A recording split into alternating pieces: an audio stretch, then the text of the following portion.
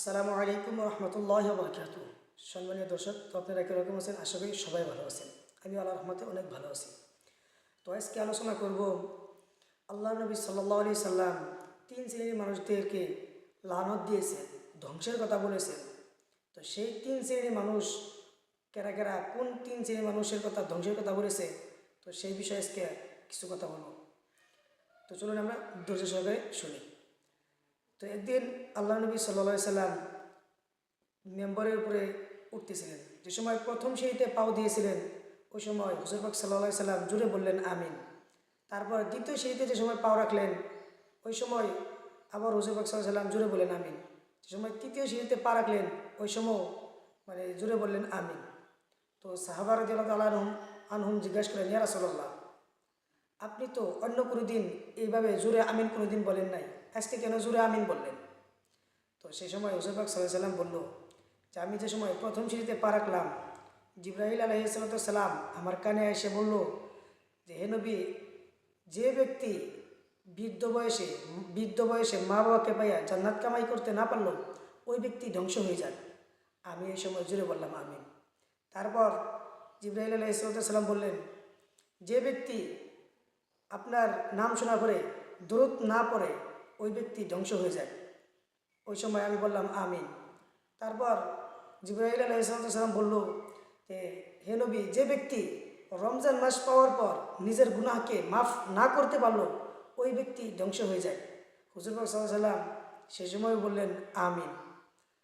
তো বোঝা গেল হুজুর পাক সাল্লাল্লাহু আলাইহি সাল্লাম এই তিনবার জুড়ে আমিন বলার কারণ কি?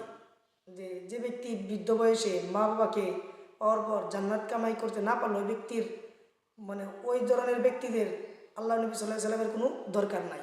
আর যে ব্যক্তি আল্লাহ নবী সাল্লাল্লাহু আলাইহি সাল্লামের নাম শোনা করে দরুদ পাঠ করে না, ওই ব্যক্তিরও আল্লাহ নবী সাল্লাল্লাহু আলাইহি সাল্লামের কোনো প্রয়োজন নাই, কোনো দরকার নাই।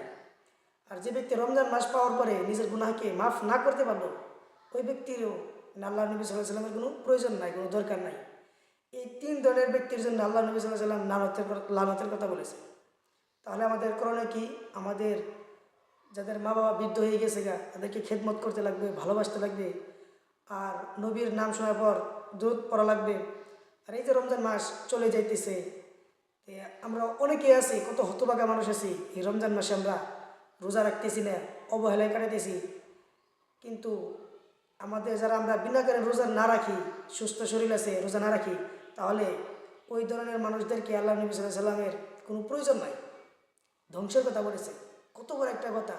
যে নবী নাকি কিয়ামতের দিন আমাদের জন্য সুপারিশ করবেন। সমস্ত নবী, সমস্ত মানুষ কী করবে? কিয়ামতের দিন ইয়া নাফসি বলবে। আমাদের নবী হুজুর পাক সাল্লাল্লাহু আলাইহি সাল্লাম ওই সময় বলবো ইয়া উম্মতি ইয়া উম্মতি। তাহলে যদি আমরা নবীর উম্মত না হইতে পারি, যদি ওই দিনের দিন কিয়ামতের দিন যদি আমাদের নবী যদি আমাদের জন্য সুপারিশ না করি, তাহলে আমরা কীভাবে জান্নাতে যাব? তাহলে আমাদের এইগুলোর থেকে আমরা যেন এই তিন ধরনের মানুষের ভিতরে না পড়ি। যেগুলো কাজ করলে আমরা এই তিন ধরনের ভিতরে পড়বো, ওইগুলো কাজ আমরা অবশ্যই করব না। অবশ্যই আমরা আপন বাবার খেদমত করবো। আর এই রমজান মাস সবাই আমরা বেশি বেশি দোয়া করবো, আল্লাহ সুবহানাহু ওয়া তাআলা যেন আমাদের সারা জিন্দেগির গুনাহগুলো মাফ করে দেয়।